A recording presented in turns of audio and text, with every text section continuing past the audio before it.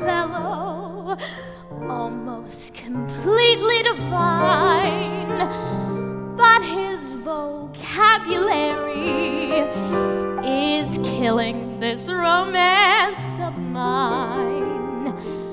We get into an intimate situation, and then begins this Romeo's conversation.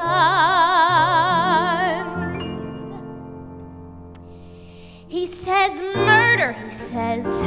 Every time we kiss, he says murder, he says.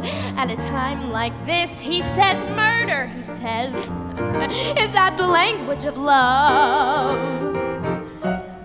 He says solid, he says. Takes me in his arms, he says solid, he says. Meaning all my charms, he says solid, he says. Is that the language of love? He said, shit, yeah, torture me, so down we living. I'm thinking of leaving him flat. He says, dig the jumps, the old ticker is given. Now he can talk plainer than that. He says murder, he says. Every time we kiss, he says murder, he says.